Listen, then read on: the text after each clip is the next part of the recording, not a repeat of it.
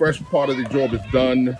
Bermuda are through to the CSD game, but following the first two games, take us through how you as a leader of this team have managed to work with the girls to accomplish the first feat of qualifying.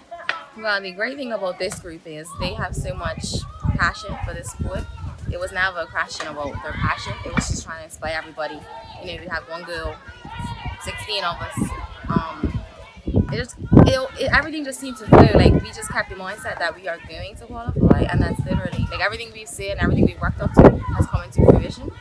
Um, First game, yes, it was a little scary because we went down first, but then to come back in that last quarter, it was almost surreal and like something that our coach had said. He was like, you now feel what it's like to be down. Now let's feel what it's like to come back. So it's like we got that first goal, we were like, oh shoot, like we're there. And then when the second one came, it just brought everybody. Like we never dropped our heads. Like we've never dropped our heads throughout this entire tournament. Right.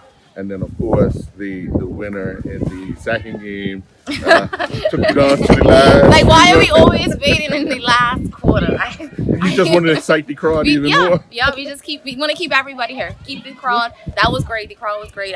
Hearing all of that, being on home soil adds another element to it. It's beautiful. Like, yeah, it's great. So the last thing today is you want to win the group. So yes. So although yes, we know we're through, we have qualified. We want to win. We want to finish on top of the table. So our goal is to go and get 3 points. We don't want to settle for a draw. Even a loss, we will be okay. But we want to win. We want to keep the momentum going to show what we are capable of doing. Sure. And let's look a little forward. After this tournament, obviously, it's a chance to regroup and then back to training. What are you, as a leader, as a veteran of the team, looking to do to encourage others who didn't make this time around to stay involved? Yeah, that's hard right now because obviously not making a team, being at home, it is tough, right? It's heartbreaking. But I've tried to keep in contact with everybody that was on the training squad. We're still Bermuda. Like this is still our team. We are a small pool. For me, it's important that we go from here. We all stay in the league. That's key. I know Budgies took a break, but we will be back this season.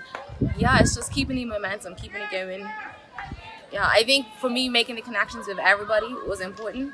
So you don't feel like, okay, you didn't make it this time. Don't give up. Like, I've been cut before, and here I am.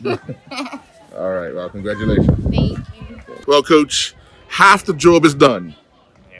The women have accomplished the goal you set out for them to qualify. Still trying to win that group. Got a game later on.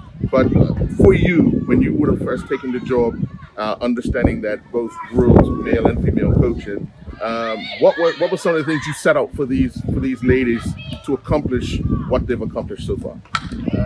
I think it was a bit difficult for me coming into a completely different part of the world, and it's a new area. I think I just came in here trying to take in as much information as possible, connect with as many people as possible, and then obviously try and take my personal ambitions as a coach and try and mesh that together with the Bermudian ambitions. And I think we found quite a good level. I got so much sacrifice and commitment from the group that I worked with, and I'm just really impressed that level of dedication was able to come through, especially with the ladies.